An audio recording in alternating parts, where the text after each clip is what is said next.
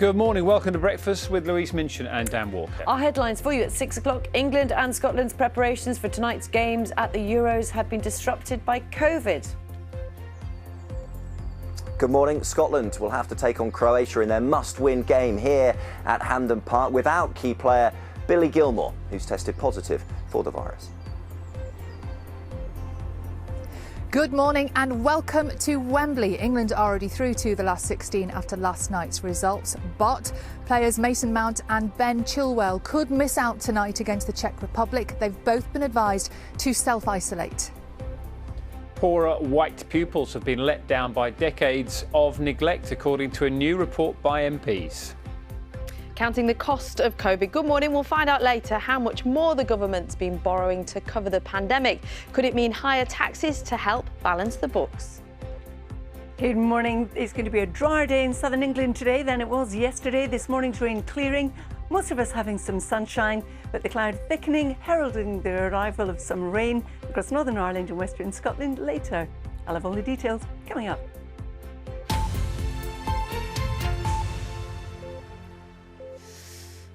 Very good morning to you. It's a Tuesday, the 22nd of June. Our top story, two of England's footballers that could miss tonight's match against the Czech Republic after coming into contact with the Scotland midfielder Billy Gilmour, who's tested positive for coronavirus. Yeah, as Sally was saying, Ben Chilwell and Mason Mount are both isolating at the moment.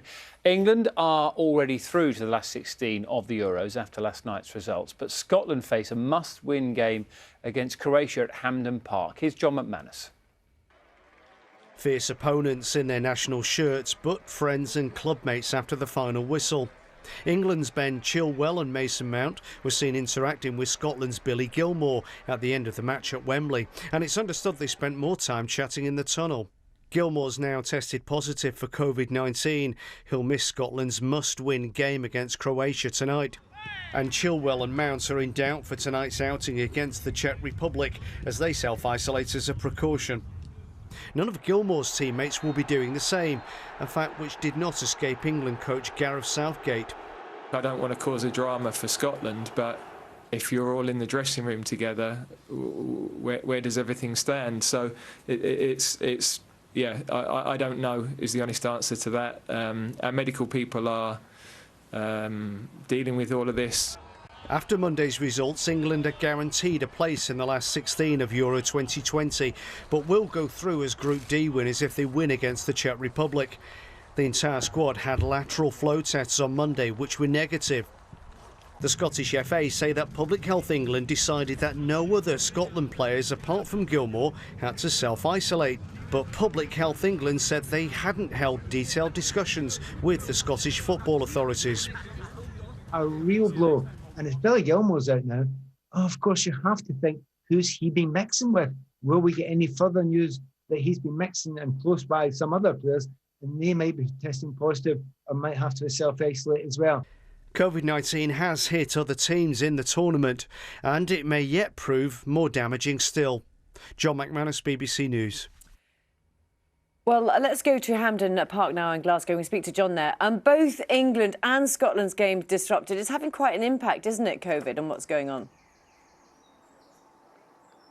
Yes, absolutely, Louise. A very good morning from Hampden Park. And I think we can perhaps expect news today with regards to further testing in the Scotland camp, because they will be very conscious to make sure that there has been no further spread. But I think serious questions this morning about how those rules are being applied, especially when you consider that when John Fleck, the Scotland player, tested positive for Covid on their training camp in Spain in the lead up to tournament, 6 players were made to self-isolate. And when you consider that in this instance, a whole squad, a whole matchday squad who were mixing with Billy Gilmour both before and after the game, pictures emerging there of manager Steve Clarke embracing Billy Gilmour after the final whistle, and players as well who we've seen playing table tennis with him at their training camp, yet deemed not a close contact. And as we've seen, England taking that precautionary measure to self-isolate Mason Mount and Ben Chilwell. But as you say, this is a crucial game, and he will be a big miss, let's not forget, for Scotland. Such was his influence in that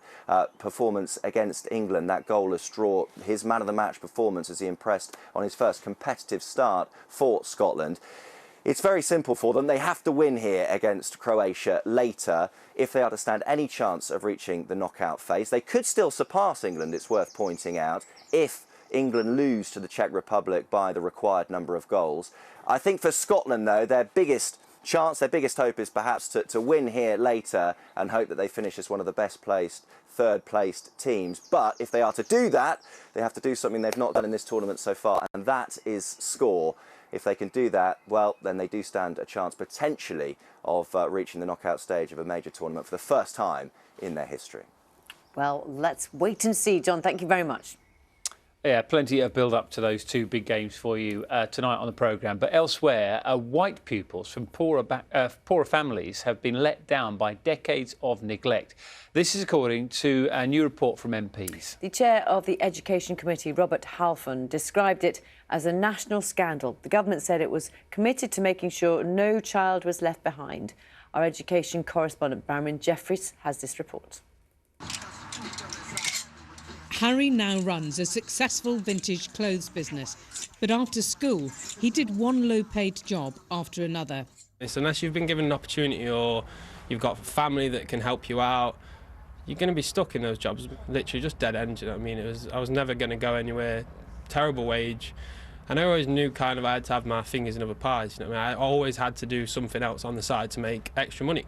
Relentless hard work means Harry has his own shop, but MPs say others are let down by a system that sees only poverty, not place or circumstance. If it was just about poverty, why is it that other ethnic groups on free school meals outperform white working class pupils on free school meals? And you're saying to poor white communities who are struggling, who are underperforming compared to almost every other ethnic group, you're saying they are people of white privilege.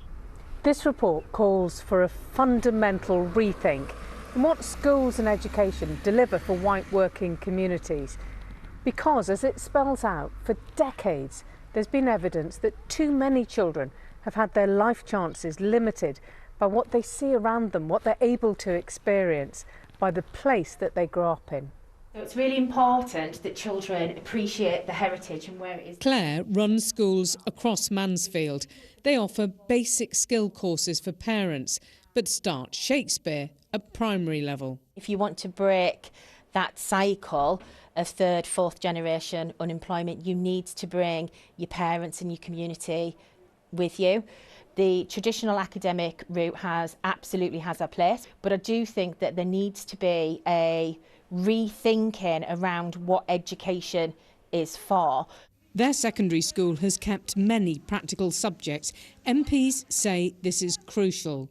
For all the pupils here, school is just one influence. I feel like a lot depends off of your family, what your family's done previously, and if you want to follow what they've done. I've never had a person in my family go to university, so it'd be a big step, and it's quite a big thing on my shoulders. This school is trying to teach future skills. The government says it's levelling up, increasing technical education. But the real test will be if these pupils get good jobs when they leave. Bronwyn Jeffries, BBC News, Mansfield. And more on that throughout the morning for you.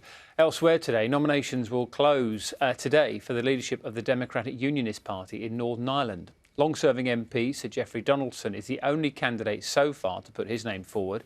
It's widely expected he will be unopposed. The party is looking for a new leader after Edwin Poots resigned after just 21 days in the role. Patients in England are set to get easier access to their own medical information under government plans. The new system would allow people to use NHS apps to renew medications, check test results and speak to health and care staff. A planned rollout of a digital database of GP records was delayed earlier this month following concerns over a lack of public consultation. Our political correspondent Chris Mason joins us now. Good morning to you, Chris. Not seen you on this programme for a while. So any proposals on using NHS data? I mean, we know, don't we, that they can be controversial.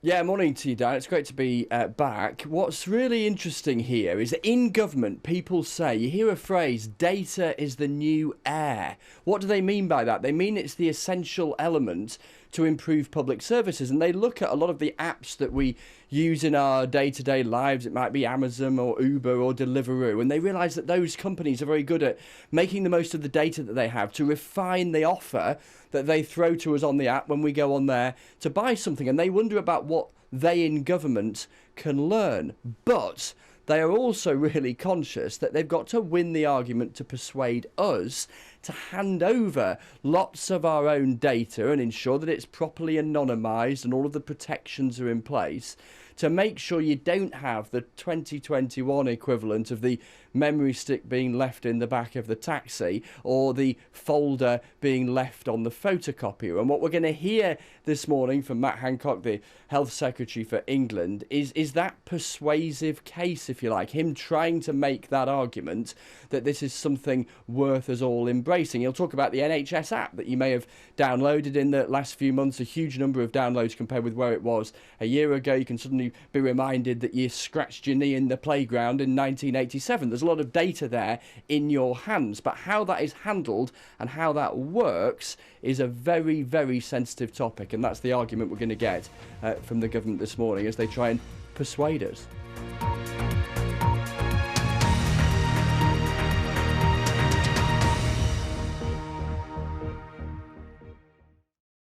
See the headlines as they happen and watch BBC News live in the app and get the full story with bbc.co.uk/news. Follow the story for all the latest with BBC News.